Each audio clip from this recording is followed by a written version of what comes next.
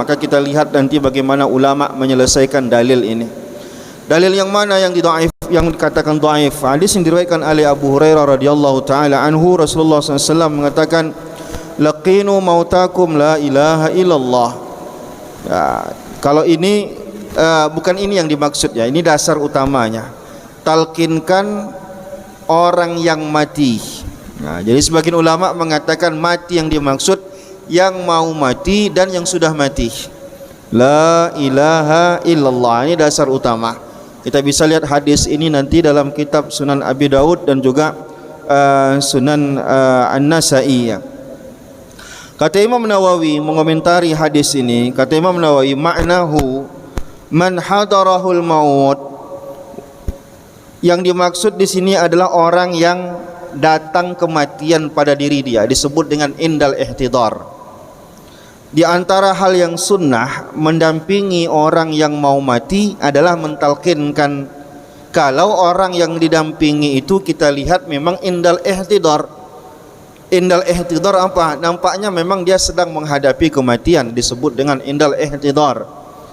Maka kita yang di samping dia disunnahkan untuk mentalkinkan. Kita coba baca ini sedikit ya, nanti sebelum kita talkin yang kita maksud, kita baca maksud talkin ini dulu. Wal muradu zakaruhu la ilaha illallah. Maksudnya adalah ingatkanlah, ucapkanlah, ingatkanlah orang yang mau mati itu la ilaha illallah. Litakuna akhira kalamihi kama fil hadis, man kana akhiru kalamihi la ilaha illallah dakhalal jannah. Agar ucapan terakhir dia adalah la ilaha illallah. Sebagaimana Rasulullah katakan, barang siapa yang akhir kalamnya la ilaha illallah dakhalal jannah, maka dia masuk ke dalam surga. Maka kita membantu orang yang mau mati itu dengan mengingatkannya la ilaha illallah. Wal amru bihadzat talqin amrun nadab. Perintah mentalkinkan yang ini hukumnya sunnah, disepakati sunnah. Wa ajma'al ulama ala hadzat talqin wa karrahul iksar alaihi. Meskipun ulama di sini ada memberikan metode ataupun kaifiat. Kata ulama, sepakat ulama mensunnahkan talqin la ilaha illallah ketika orang mau mati. Tetapi kata Imam Nawawi, ulama juga mengatakan makruh sering-sering. Jadi pelan-pelan aja, la ilaha illallah. Dah, bukan la ilaha illallah, la ilaha illallah, la ilaha, bukan itu yang maksudnya. Tapi sekali saja, la ilaha illallah. Nah, li'an la yadjuru bidhaiki halihi wa shiddata karbihi, supaya dia jangan terganggu dengan dia sedang berjuang menghadapi kematiannya, kita ganggu pula dia dengan terlalu sering mengucapkan la ilaha illallah, sekali saja ya gitu ya. Fayukrahu zalika biqalbihi wa yatakallamu bima la yaliq, qalu wa iza qalahu marratan la yukarriru alaih. Kalau orang yang mau mati itu udah bilang sekali aja udah cukup gitu.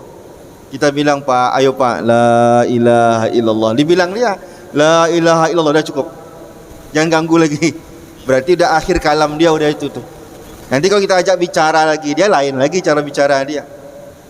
Nah, illa an yatakallama ba'dahu bikalamin akhar, kecuali orang yang tadi sudah mengatakan la ilallah, dia ngomong yang lain. Pak, ayo Pak, la ilaha illallah, dia pun dijawabnya la ilaha illallah.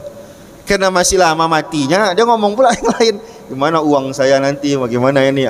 Kalau memang sudah dibicara yang lain, baru fayu'adut ta'rid bihi liyakuna akhir kalamihi.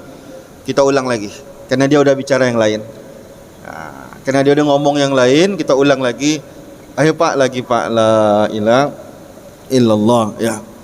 Nah, litazkirihi wa ta'nisihi wa ikmadi ainaihi wal qiyam bi huquqi hadza mujma'un alaih. Nah, ini clear ya, ini masalah talqin indal ihtidar itu sepakat ulama. Jadi di antara banyak hal yang sunnah bagi kita mendampingi orang mati, baik kita keluarga maupun kita bukan keluarga. Maka kita harus tahu ini ya, terutama kita mungkin nanti ada orang yang tua di rumah yang sering kita dampingi sakit berat. Maka ada saat di mana kita lihat kritis. Begitu dia kritis, kita lakukan itu. Tapi walaupun dia sehat setelah itu udah, nanti dia kritis lagi, kita lakukan lagi nanti. Itu sunnah hukumnya, agar orang yang kita dampingi itu dia akhir kalamnya adalah la ilaha illallah. Namun kalau kita jabarkan lagi pendapat ulama dalam hal ini, tak mesti orang yang mau mati itu sampai dia menjawabnya. Karena orang yang namanya mau mati bisa jadi dia sakit, bisa jadi pada saat itu dia tak bisa ngucapin, tapi di hatinya dia udah mengucapkan la ilaha illallah. Dia bisa jadi dia sakit parah, ngomong tak bisa, kita ajarkan la ilaha illallah, minimal masuk ke hati dia, kedengaran telinga dia masuk ke hatinya. Atau ada juga orang mau mati itu cuma nadanya aja yang kedengaran. Mungkin kita tahu ini kayaknya dia mau ngomong nih, cuman tak terucap oleh mulut dia, udah cukup. Dalam sebuah riwayat dikatakan, hati-hati kita jangan buruk sangka. Jangan-jangan nanti suatu saat kita ajarkan dia la ilaha illallah, dia juga bilang tidak. Dia bilang tidak pun kita tak boleh buruk sangka. Karena kata Rasulullah, bisa jadi dia bilang tidak, di saat itu dia sedang menolak iblis yang sedang menggoda dia. Nah, karena orang namanya sakaratul maut, dia memang dalam keadaan yang paling sibuk dalam hidup dia. Dalam keadaan paling sibuk dalam hidup dia, nanti datang iblis dalam wujud ayahnya, ngajak dia untuk pindah agama ke Nasrani. Nanti datang lagi dia iblis dalam wujud ibunya agar dia pindah agama ke Yahudi. Itulah perjuangan terakhir dia yang paling sibuk dalam hidup. Bisa jadi dia sedang melawan iblis yang sedang menggoda dia, tapi di saat itu kita menjalankan sunnah, mengingatkan dia untuk mengucapkan la ilaha illallah. Ini clear ya masalah ini. Sekarang kita fokus kepada mentalkin setelah dikuburkan. Ini yang dipolemik, banyak terjadi polemik di tengah masyarakat, yang mau dan yang tidak mau. Mayoritas mazhab ulama mazhab Syafi'i mengatakan ini sunnah, jangan ditinggalkan. Maka kita lihat hadisnya apa komentar ulama di situ, dan apa nanti komentar ulama hadis dan ulama fikih, biar adil. Ada ulama hadisnya, ada ulama fikihnya. Kita bisa temukan hadis dalam Sunan At-Tabrani. Hadis diriwayatkan oleh Abu Humamah Al-Bahili, seorang sahabat yang mulia. Dia mengatakan, dia berpesan begini, iza ana mittu fasna'u bi kama amarana Rasulullah sallallahu alaihi wasallam. Dia berpesan. Ini kita perlu berwasiat sebelum mati. Nah, boleh kita berwasiat, kita berpesan ya. Ibnu Umar itu berpesan dia, kalau aku mati, di kepalaku bacakan awal Baqarah, di bagian kakiku bacakan di akhir Al-Baqarah setelah dikuburkan. Nah, ini sahabat ini minta dibacakan baca-bacaan ketika dia sudah dikuburkan. Jadi kata Abu Umamah Al-Bahili, kalau aku mati, lakukanlah sebagaimana Rasulullah SAW memerintahkan agar kita melakukannya. Nah, jadi dia minta dilakukan karena dia pernah mendengar Rasulullah mengatakan itu. Amarana Rasulullah sallallahu alaihi wasallam faqala iza mata ahadun min ikhwanikum fasawaitumut turaba ala qabrihi. Apabila ada yang meninggal di antara kalian, kuburkan. Ya.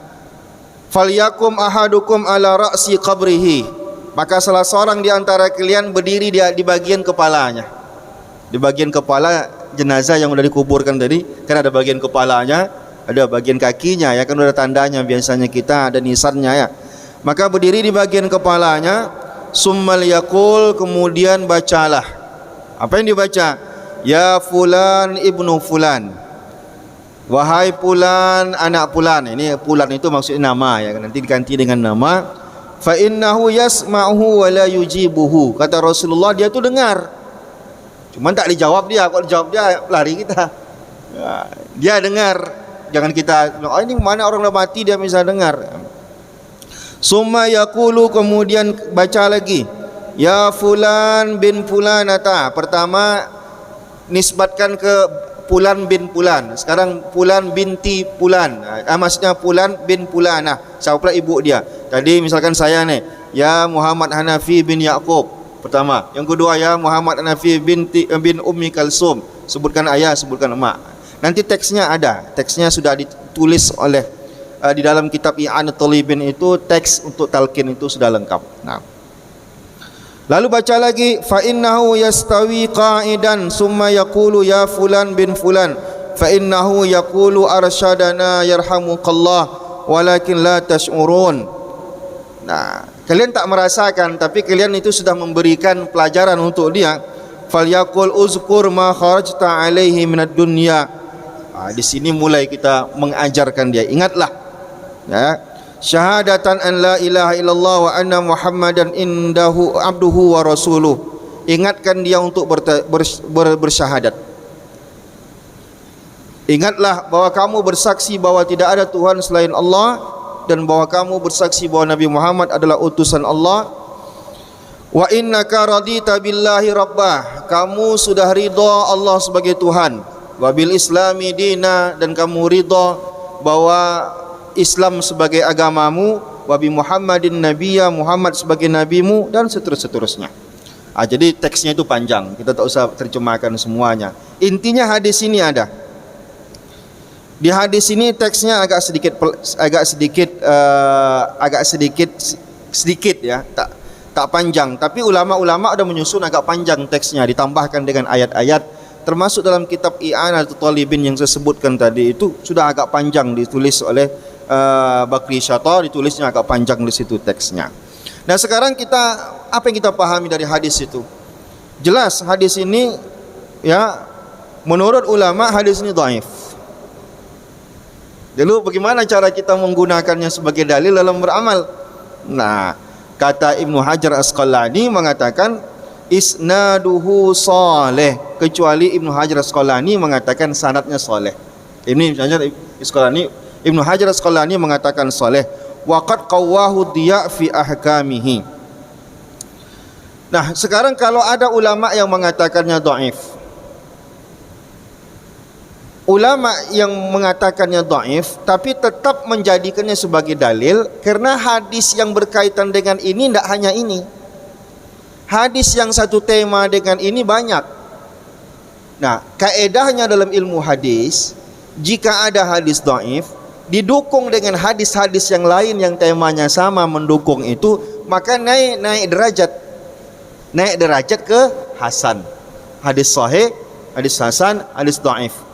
Untuk masalah hukum, untuk masalah akidah, cuma boleh pakai hadis sahih dan pakai hadis hasan, tidak boleh pakai hadis dhaif. Tapi ada kaedah, kalau ada hadis dhaif didukung oleh hadis-hadis yang lain, maka dia terangkat derajatnya menjadi hasan. Begitu dia ya, supaya kita tidak keliru dalam hal ini. Maka Ibnu Hajar dalam kitab Talkhis Al-Habir menyantumkan beberapa hadis yang mendukung ini. Apa saja hadisnya?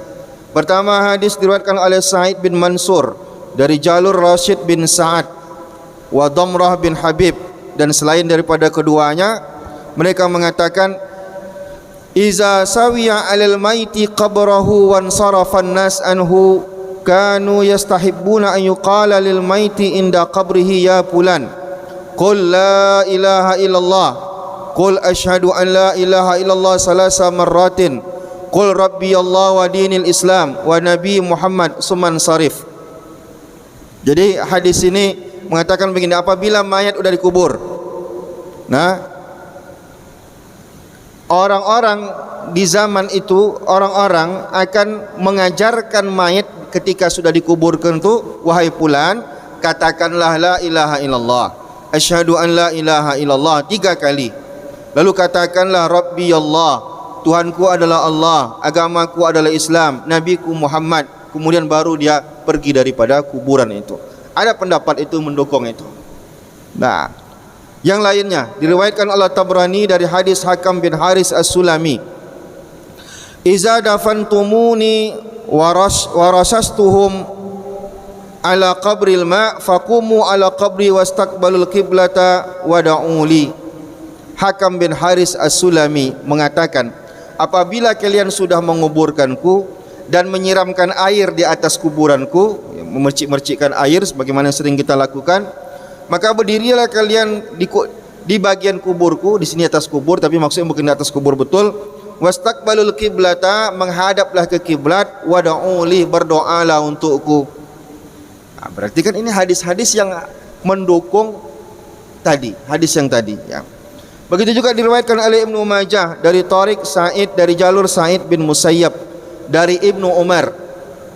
Ibnu Umar ini maksud adalah Abdullah bin Umar bin Khattab. Nah, falamma sawiyal laban 'alaiha qala ila janibil qabri summa qala Allahumma jafil ard an jambaiha wa sa'ada ruha walakiyaha minka ridwana. Ini hadis Ibnu Umar mengajarkan doa ketika orang sudah dikuburkan. Begitu juga hadis Sahih Muslim dari Amr bin As ketika qala lahum fi hadis inda mautihi iza dafantumuni. Orang-orang membacakan sebuah pesan ketika dia meninggal dunia. Apa pesan dia? Iza dafantumuni aqimu haula qabri. Apabila kalian sudah menguburkanku, berdirilah kalian sekitar kuburku.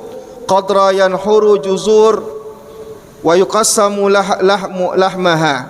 Selama proses memotong hewan dan menebarkan daging hewan itu kan butuh waktu. Ini cuma pengkiasan waktu ya. Hatta astanisu bikum wa'lam maza uraji'u rusula rabbi. Nah, jadi dia berpesan kepada orang, kalau aku mati nanti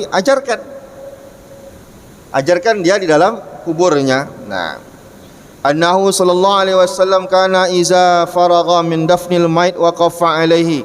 Rasulullah SAW apabila ada orang sudah selesai dikuburkan, dia berdiri. Wa qala istaghfiru li ahikum. Kalian semua istighfarlah untuk orang dalam kubur ini. Was'alu lahu tasbit fa innahu al-an yus'al. Doakan sama dia biar kokoh dia, pendirian dia, karena dia sedang ditanyakan. Nah, berarti di situ menunjukkan bahwa orang dikuburkan itu bermanfaat kalau kita ajarkan. Nah, terutama itu yang mengajarkan orang dikuburkan itu disebut dengan talqin. Nah, komentar ulama tentang hadis laqinu mautakum la ilaha, tentang hadis ini. Qala al-Muhib at-Tabrani wa Ibnu al-Hammam wa Syaukani wa ghairuhum tentang hadis laqinu mautakum tadi ya. At-Tabrani dan Ibnu al-Hammam dan Syaukani dan selain daripada mereka mengatakan bahwa lafaz mautakum tadi kan bunyinya laqinu mautakum la ilaha illallah. Ajarkan orang yang mati itu la ilaha illallah. Nassum fil amwat wa tanawalahu lil hayyil muhtadar majazun fala yusaru ilaihi illa biqarinatin wa haitsu la tujad qarinatan tusarrifuhu an haqiqatihi. Kan menggunakan kalimat orang yang mati, tetapi di situ dikeluarkan faedah bahwa yang dimaksud adalah orang yang akan mati. Kalau tidak ada kalimat pengiringnya, maka yang dimaksud adalah orang yang betul-betul sudah mati. Maka makna ajarkanlah orang yang sudah mati, orang yang mati itu maksudnya bukan hanya ajarkan orang yang akan mati, tapi ajarkan juga orang yang sudah mati di antara kalian. Nah, ini pendapat ulama Imam Tabrani, Ibnu Hammam, Syaukani ketika mengomentari hadis maksud yang mati yang diajarkan itu. Apakah fokus kepada orang yang mau mati saja? Nah, tetapi mereka meluaskan bukan hanya orang yang mau mati, tapi orang yang sudah mati pun itu diajarkan.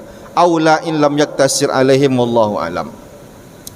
Nah, bagaimana? Ada ulama mengatakan bahwa hadis ya tentang mentalkin ini dhaif. Bagaimana ulama hadis mengomentari pendapat itu? Kita lihat Imam Ibnu Salah. Wa su'ila asy-Syaikh Abu Amr ibn Salah. Ditanyalah Syekh Abu Amr ibn Salah. Ibnu Salah terkenal ya sebagai pakar hadis, ulama hadis. Kata dia apa? At-talqin huwa allazi nakhtaruhu wa na'malu bihi. Kata dia pakar hadis, kata dia talqin itu adalah pendapat yang kami pilih dan kami mengamalkan talqin. Nah, ini sekelas Ibnu Salah. Nah, qala wa rawaina fihi hadisan min hadis Abi Umamah. Kami berdalil dengan hadisnya Abu Umamah, laisa bi isnaduhu bil qaim, lakin i'tadahu bi syawahid wa bi amali ahli Syam qadiman. Memang hadisnya tidak begitu kuat, enggak kuat kata Ibnu Salah tentang hadis talqin ini. Tapi ada syawahid. Syawahid itu hadis-hadis lain yang mendukung hadis itu. Dan begitu juga penduduk Syam mengamalkan itu di zaman dia. Penduduk Syam itu ya berarti kalau Syam dulu dikenal, sekarang negaranya ya Syria ya, kayak Lebanon, Palestina, itu kan Jordan. Sekarang negara-negara Syam yang besar itu, mereka tuh biasa mentalkinkan pada saat itu. Nah, alasan memakai hadis itu walaupun dia dhaif tadi dua. Satu, banyak syawahidnya. Arti syawahid itu hadis-hadis lain yang mendukung. Yang kedua, di situ juga orang-orang ahli penduduk negeri Syam itu sudah mengamalkannya. Nah, maka mereka pun mengamalkan itu. Begitulah juga dengan ya Syekh Abdullah bin Muhammad As-Siddiq Al-Ghumari. Ini terkenal ahli hadis juga ya. Inna talqin jara alaihi al-amal qadiman fi Syam. Talqin itu dah biasa dulu dilakukan di negeri Syam. Zaman Ahmad bin Hanbal wa qablahu bikasir. Bahkan di zaman Ahmad bin Hanbal itu sudah dikerjakan. Bahkan sebelum zaman Ahmad bin Hanbal itu sudah dikerjakan talqin itu. Wa fi Qurtubah, begitu juga di Qurtubah. Qurtubah itu Cordova, Spanyol. Sekarang dulu kan Islam semua itu. Nah, begitu juga dengan Cordoba wa nawahiha, begitu sekitar-sekitaran Cordoba, hawali al-mi'ah al-khamisah, sampai sekitar tahun abad ke-5. Sampai abad ke-5, bukan sampai abad ke-5. Mulai dari abad ke-5, fama ba'daha ila nuqbatil Andalus, sampai Andalusia dulu di bahasa kitanya. Dulu Andalusia dulu Islam, lalu kemudian setelah itu direbut kekuasaan di Andalusia, habis Islam di sana. Selama Islam berjaya di Andalusia itu, maka semua orang mentalkinkan mayat ketika itu. Nah, wa zaqara ba'dul ulama minal Malikiyah wasy-Syafi'iyah wal Hanabila allazina ajazuhu. Dan ini disebutkan oleh ulama-ulama mazhab Maliki, mazhab Syafi'i, mazhab Hambali, mereka membolehkan untuk mentalqin. Wa zaqara anna hadisa Abi Umamah dhaif. Memang hadis Abu Umamah tadi yang kita jadikan dalil talqin tadi dhaif. Lakin Al-Hafiz Ibnu Hajar qala fi talqis isnaduhu sahih. Tapi Ibnu Hajar Asqalani mensahihkan hadis itu. Yang lain memang banyak yang mendhaifkan, tapi Ibnu Hajar Asqalani punya pendapat yang berbeda. Ibnu Hajar Asqalani siapa? Itulah mengarang Fathul Bari, kitab Sahih Bukhari. Nah, dia mengatakan hadis ini sahih, isnaduhu salih li'anna lahu turuqan wa syawahid. Nah, hadis ini sanadnya bagus. Kena tambah lagi memang banyak nanti jalur-jalur dan juga pendukung-pendukung hadis ini. Ini menurut ulama hadis. Sekelas Ibnu Hajar Asqalani, sekelas Ibnu Salah, sekelas Said Al-Ghumari.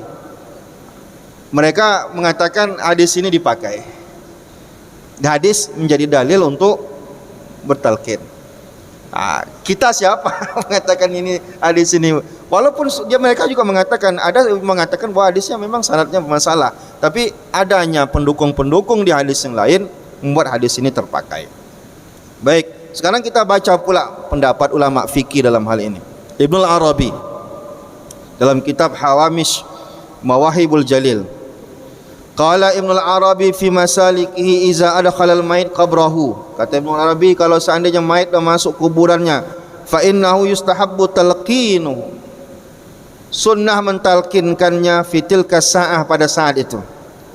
Wa huwa fi'lu ahli al-Madinati, itu adalah perilakunya penduduk Madinah dulu.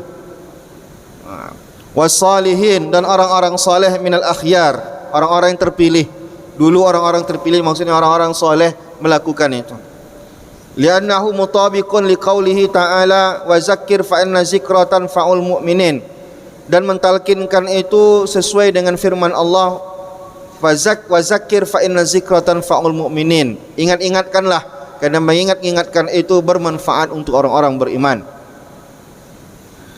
Nah, wa ahwaju ma yakunul abdu ila tazkir billah inda sul'alil malaika. Jadi kata dia, kapan orang paling butuh untuk diingatkan? Ketika ditanyain malaikat.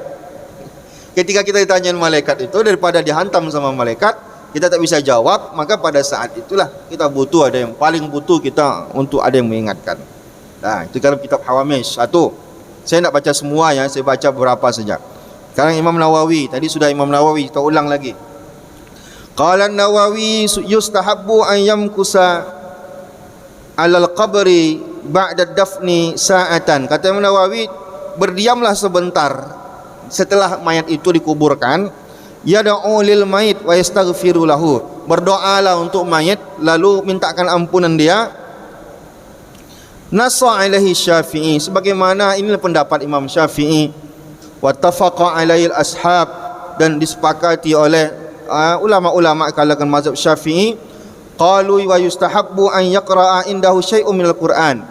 Bahkan ulama-ulama mazhab Syafi'i termasuk Imam Syafi'i mengatakan, ketika kita masih berada di areal kubur tadi, bacakanlah Quran untuk mayat itu.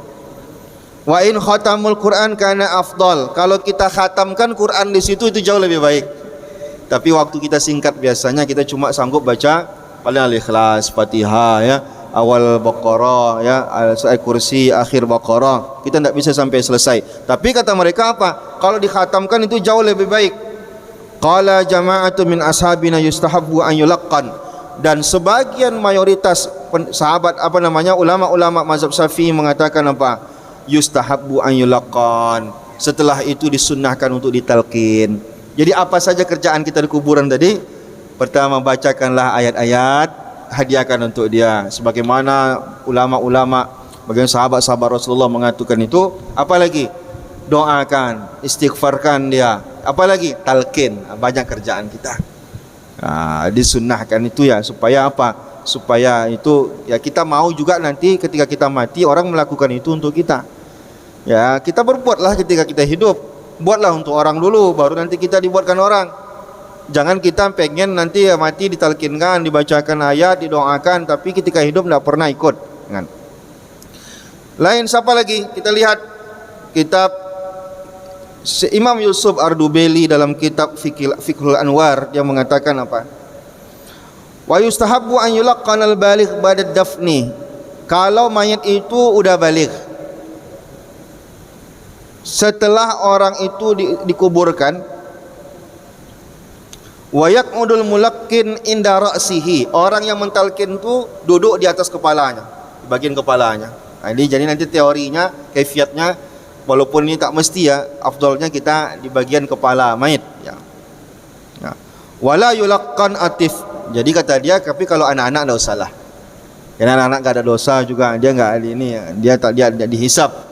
Nah, walau kana mumayyizan, meskipun anak itu dah mumayyiz, tapi kalau udah baligh dia, itu ditalkinkan. Dalam kitab Al-Anwar ya, kitab Fikih Anwar ya. Itu juga Syekh Amirah dalam kitab Hasyiah kitab Al-Mahalli ya. Hasyiah kitab Mahalli, kitab biasa kita kenal Qalyubi wa Umairah ya. Yusannu aidan at-talqin fayuqalu lahu ya Abdullah ila akhirih. Jelas dia mengatakan apa? Disunnahkan mentalkin mayit. Bacalah, wahai hamba Allah si Fulan bin Fulan, nanti sambung dan seterusnya seperti teks yang tadi. Begitu juga Syekh Khatib Syarbaini dalam kitab Al-Iqna, wa yusannu talqinul mayit, disunnahkan mentalkin mayit al-mukallaf, yang sudah mukallaf. Sudah mukallaf artinya dia sudah baligh. Ba'da dafni, setelah dia dikuburkan. Li hadisi warada fihi, sebagaimana hadis yang dalam hal ini. Wa qala fi raudha wal hadis wa in kana dha'ifan. Dia juga mengomentari walaupun hadis itu dhaif, lakin i'tada bi syawahidin minal ahadits as-sahihah, tapi dia di bawah naungan hadis-hadis sahih. Hadisnya dhaif, tapi banyak hadis-hadis sahih yang menaungi itu. Begitu juga Ibnu Hajar Al-Haytami, wa yustahabbu talqinun baligh akil, disunnahkan mentalkin orang yang sudah baligh yang berakal, au majnun, bahkan orang gila sekalipun. Sabaqa lahu taklif, tapi orang gila yang dulu pernah taklif, dia gila tua bukan gila dari kecil ya. Walau syahidan, walaupun dia mati syahid, kama qtada itlaqahum ba'da tamamad dafni, setelah itu dikuburkan secara sempurna, dalam kitab Tuhfah. Coba kita baca pula bagaimana itu Ibnu Taimiyah dalam hal ini. Qala Ibnu Taimiyah, berkata Ibnu Taimiyah, hazat talqin al-mazkur qad nukila an ta'ifatin minas sahabah. Talqin yang seperti ini dapat dikutip dari amalannya para sahabat. annahum, ini Ibnu Taimiyah mengatakan ini, annahum amaru bihi, mereka memerintahkan untuk melakukan itu, seperti Abu Umamah Al-Bahili. Dia juga pakai hadis itu tadi. Ibnu Taimiyah juga berarti pakai hadis yang tadi, hadis Abu Umamah Al-Bahili. Nah, wa rawiya fihi hadisun an Nabi sallallahu alaihi wa rawiya fihi hadisun an Nabi sallallahu alaihi wasallam lakinnahu mimma la yahkumu bi sihhatihi wa lam yakun katsirun minas sahabah yaf'alu zalika. Memang tak banyak sahabat melakukan itu, kata Ibnu Taimiyah. Falihaza qala al-Imam Ahmad wa ghairuhu minal ulama anna hazat talqin la ba'sa bihi. Karena ada sahabat melakukan, ada sahabat tak melakukan, kata Ibnu Taimiyah. Maka di sini ulama, kata Ibnu Taimiyah, termasuk Imam Ahmad bin Hanbal, mengatakan talqin itu boleh. Jadi dia mengatakan la ba'sa bihi. Nah, walam yu'maru bihi, tapi mereka tak diperintahkan. Artinya kalau melakukan silakan. Artinya tidak ada perintah secara khusus, kata dia. Tapi dia pakai hadis tadi. Wastahabbahu ta'ifatun min ashabi Syafi'i. Dia mengakui bahwa hal ini disunnahkan oleh ulama-ulama Syafi'i, wa Ahmad, juga ulama-ulama di kalangan Imam Hambali, wa zakarahu ta'ifatun minal ulama min ashabi Malik, juga ulama-ulama mazhab Maliki juga mensunnahkan untuk mentalqin, wa ghairuhum, dan selain mereka. Saya tak baca lagi, banyak betul ulama-ulama yang nanti kita bisa kutip pendapat dia dalam hal ini, tentang mentalqin ini. Artinya kalau orang mengatakan bahwa hadis ini adalah hadis yang dhaif, ulama udah clear menjelaskannya. Memang hadis dhaif tak bisa kita gunakan akidah, tak bisa kita gunakan untuk hukum hakam, hanya bisa digunakan untuk perkara-perkara yang sifatnya fadilah amal. Tapi hadis-hadis itu, ingat, hadis dhaif bisa terangkat derajatnya jika seandainya ada hadis-hadis lain di bawah naungan hadis-hadis sahih. Hadis-hadis sahih yang menaungi pendapat itu. Jadi satu tema dia. Ini hadis ini dhaif. Hadis tema utamanya dhaif. Tapi ada hadis-hadis lain yang bersinggungan mendukung itu, tapi hadis-hadis yang lain ini enggak dhaif statusnya. Maka terangkatlah yang dhaif ini menjadi hasan. Maka dia bisa digunakan dalam beramal. Ini masalah talqin ya. Adapun redaksi talqin ini nanti bisa kita share, dan kita bisa, kalau seandainya punya kitab ya I'anatul Talibin, itu ada di situ teksnya. Bismillahirrahmanirrahim. Kullu syai'in halikun illa wajha lahul hukmu wa ilaihi turja'un kullu nafsin za'iqatul maut, dan seterusnya ya. Enggak kita bacakan di sini karena sekali baca saya khawatir tidak juga hafal. Tapi setidaknya kita nanti kalau perlu langsung kita share ke Facebook. Jadi kapan-kapan ada mati tinggal buka Facebook, ada bacaannya di situ ya. Baik, saya rasa itu yang ingin kita sampaikan. Intinya kita sudah bacakan dalil-dalilnya, kita sudah bacakan sanggahan orang-orang yang tidak menyetujui, dan jawaban ulama terhadap sanggahan orang yang tidak menyetujui adanya talqin. Intinya setelah tahu dalil tak kita amalkan, berdosa kita. Walaupun ini sunnah ya, artinya bukan wajib bagi kita. Tapi jangan katakan tak ada dalilnya. Dalilnya ada. Kalau tak mau dikerjakan ya tidak sampai berdosa karena ini perkara sunnah. Tapi tak mengerjakannya karena menganggapnya tidak ada dalil, di sini baru kita bermasalah. Malas kita mengerjakannya, ya udah enggak apa-apa, kita tidak berdosa. Tapi tak mau mengerjakannya karena tidak menganggapnya tidak ada dalil, ternyata ada dalilnya, di situ baru kita nanti kenapa-kenapa. Jadi hati-hati ya. Jangan sembarangan bilang tak ada dalilnya. Tak mungkin sekelas Ibnu Salah berani mengatakan ini diamalkan. Walaupun tadi dia mengatakan hadis ini dhaif, tapi karena dia tahu, dia hafal hadis-hadis yang menjadi syawahid, menjadi pendukungnya, maka dia akan. Nah, kalau mau aman, ya udah pakai pendapatnya Ibnu Hajar Asqalani. Sekarang lain tadi bilang apa hadis itu? Sanadnya bagus, sanadnya tidak bermasalah, sanadnya udah selesai urusan kita. Kalaupun tak pakai pendapatnya Ibnu Hajar dalam hal ini, tadi sudah dijelaskan ya Ibnu Salah, ya dijelaskan juga dengan ulama-ulama Said Humari dan lain-lain, itu sudah menjelaskan tentang kenapa hadis itu dijadikan dalil. Intinya banyak hal yang kita lakukan nih ketika tadi hadis-hadis yang kita baca, yang kita lakukan ketika orang dalam sudah dikuburkan. Pertama, kalau mau kita talqin dulu enggak apa-apa. Terserah urutannya, ada masalah ya. Kalau mau talqin dulu. Tapi apa saja yang dilakukan, talqin, bacakan ayat-ayat. Bahkan Ibnu Umar, anak Umar bin Khattab, ulama di kalangan sahabat, itu apa pesan dia? Kalau nanti orang sudah meninggal, kalau aku meninggal, nanti berdiri di bagian kepalaku, bacakan awal Baqarah, lalu kemudian pergi ke bagian kaki, bacakan akhir dua ayat terakhir, amanar rasulu bima unzila ilaihi min rabbih, di bagian kaki. Nah, nanti kita bacakan ayat. Nah, karena Rasulullah tadi juga membacakan ayat untuk di kuburan. Apalagi doakan. Apalagi yang keempat, ya istighfarkan untuk dia, astagfirullahaladzim, mintakan ampun untuk dia. Dan ada lagi yang kelima sebenarnya, tausiah. Kalau bisa di situ ada tausiah sebenarnya. Kita baca coba satu hadis, nanti kita lihat di situ memang ada tausiah. An Ali radhiyallahu taala anhu, Ali bin Abi Thalib radhiyallahu taala anhu mengatakan, kunna fi janazatin fi Baqi al-Gharqad. Kami menguburkan jenazah di Baqi al-Gharqad, ya. Fa'atana Nabi sallallahu alaihi wasallam. Lalu Nabi datang sallallahu alaihi wasallam, faqa'ada wa qa'adna haulahu. Lalu Nabi duduk. Kami pun duduk di sekitar Rasulullah. Nah, wa ma'ahum mihsaratun fanakasa faja'ala yang kutubi mihsaratihi. Intinya Rasulullah memegang tongkat begitu ya.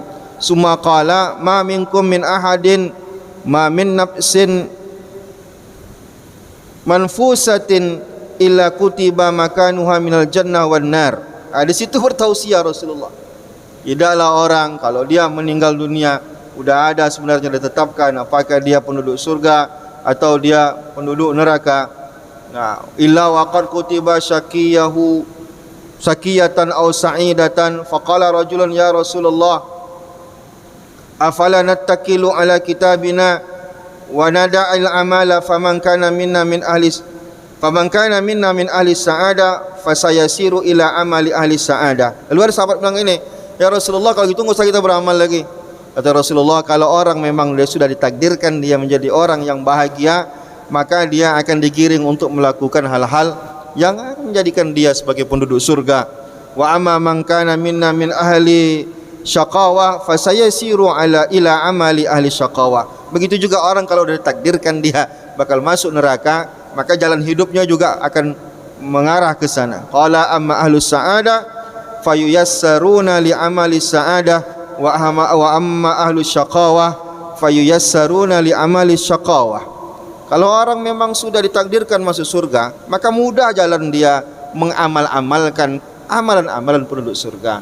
Rajin ke masjid, rajin taklim segala macam, dimudahkan aja jalan dia. Karena takdirnya udah itu, dia masuk surga. Tapi kalau sebaliknya dia ini bakal ditakdir masuk neraka, maka upaya-upaya dia untuk masuk surga itu tidak ada.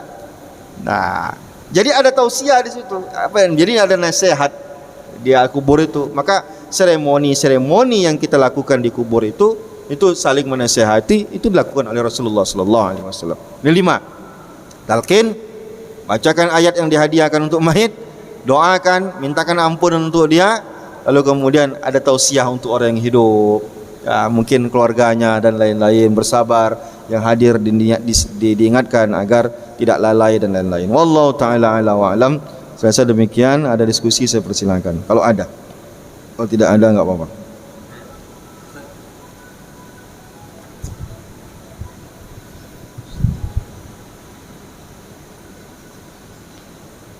Assalamualaikum warahmatullahi wabarakatuh. Waalaikumsalam warahmatullahi wabarakatuh. Satu yang ingin saya tanyakan Ustaz, mengenai talqin ini, apakah sama waktu talqin dia masih hidup sebelum dari waktu nasa, atau dengan talqin yang kita sudah kuburkan mereka dia, kan sudah dikuburkan, talqin itu sama di jahar apa di dalam hati ya bagaimana?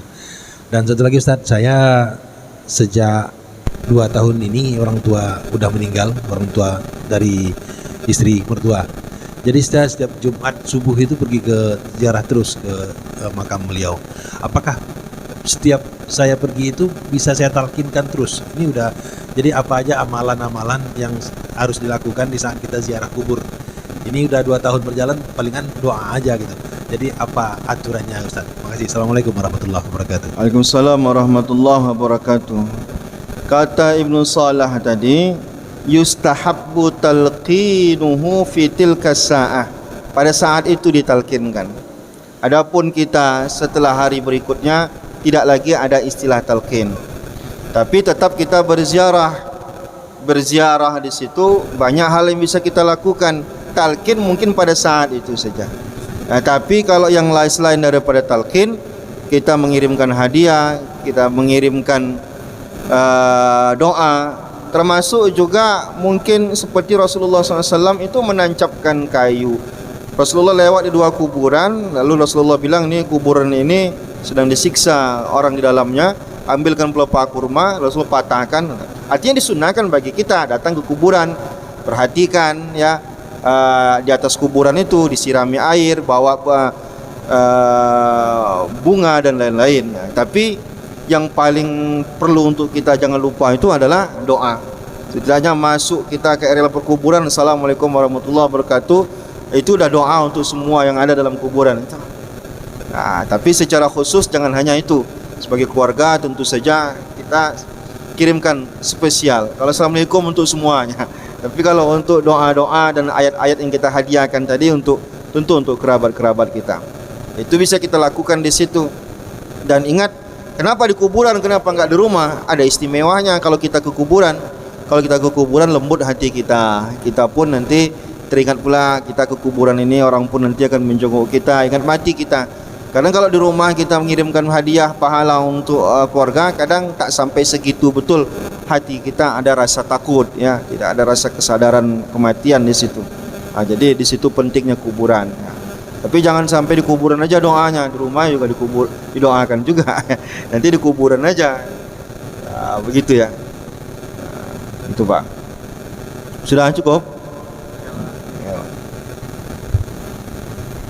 Assalamualaikum warahmatullahi wabarakatuh. Waalaikumsalam. Ini Pak Ustaz, dia kan orang ini dia pemabuk nih Pak, pemabuk segala macam lah perangai dia tuh Pak. Tapi dia mau pas meninggal tuh baca la ilaha illallah gitu Pak. Apakah masuk surga dia Pak? Ya. Udah Pak? Udah Pak. Bismillahirrahmanirrahim. Pertama Pak ya, orang masuk surga atau masuk neraka itu kan takdir yang kita tidak tahu Pak. Kita cuma menghukumi orang secara zahir. Ini penjahat ini orang alim ini. Orang yang baik menurut kita kan batinnya belum tentu juga baik. Orang pemabuk ini belum tentu dia juga di hatinya kita tidak tahu ya. Tapi secara zahir kan kita hukum ini pemabuk gitu. Perkara masuk surga atau masuk neraka itu tidak ada urusan kita, itu urusan Allah itu. Cuman tadi dikasih clue-nya, kalau orang ini bakal masuk surga, ini biasanya jalan hidupnya ini adalah pasti jalan hidup orang-orang penduduk surga, sholat dan lain-lain. Kalau orang ini memang ditakdirkan neraka, ini biasanya bajingan dan segala macam. Nah, tapi ada juga nanti di luar itu ada kisah-kisah yang tak seperti itu. Pengecualian. Misalkan ada di zaman Bani Israel, dalam kisah itu hadis disebutkan dia pelacur, akhirnya dijelaskan dia masuk surga karena dia ada amalan kecil dia, karena dia memberi minum anjing misalkan. Ada orang yang bunuh 99 orang, tiba-tiba tobat, belum lagi beribadah udah mati dia, dijemput sama malaikat rahmat. Tentu ada pengecualian di situ. Nah, ini Allah ingin tunjukkan bahwa kita hanya bisa menghukumkan yang zahir. Rahasianya itu betul-betul ini surga atau neraka itu enggak kita yang menghukumkan, tetap Allah Subhanahu wa taala. Nah, bagi kita apa yang di akhir itu, itulah yang kita hukumkan layaknya. Nah, ada jamaah tabligh, dia berdakwah sana sini. Lalu kemudian ada pemabuk yang dia dakwahi, ajak sholat enggak mau. Lalu kemudian sampai subuh itu tiba-tiba orang pemabuk ini mau ke masjid ya. Orang masjid tak mau nerima dia. Lalu kemudian kata jemaah tabligh ini, aku yang jamin kalau dia mau macam-macam, aku yang jamin katanya kan. Lalu kemudian kata pengurus masjid itu, ya udah dia berjarak lah, jangan sama-sama kita di sini karena mungkin agak bau segala macam, jarak. Di sujud terakhirnya mati dia. Orang selesai, dia nggak selesai sholatnya. Gimana kita menghukumkannya secara zahir? Karena akhir hayatnya dia sujud, kita anggap dia baik. Ada orang memang dia penjahat dulu, kita nggak tahu kan sebelum dia mati itu apa tobat dia. Ada orang baik, dia menjelang mati dia bisa aja kafir dia. Tapi normalnya kan tidak begitu. Normalnya kalau ini orang bakal masuk surga, jalur hidupnya bagus, normalnya begitu. Tapi ada orang-orang yang secara khusus mungkin Allah bedakan jalur hidup dia. Kita tengok orang ini di akhir hidupnya, bukan ketika kecilnya. Ketika kecil dia penghafal Quran, di akhirnya dia bandit dia. Nah, kita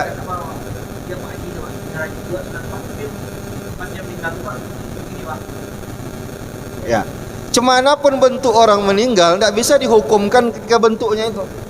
Mau menjerit dia meninggal, mau nangis dia meninggal, mau tenganga mulutnya, mau mengangkang dia meninggal itu.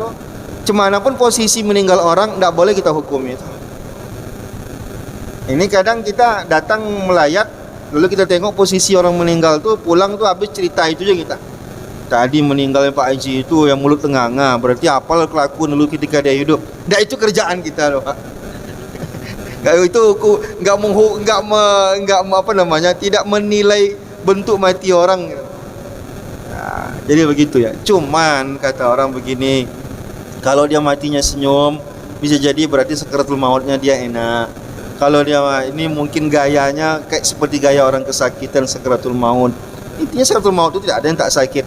Masalah gaya gimana orang mau mati itu memang ada orang yang dapat keistimewaan senyum dia mati.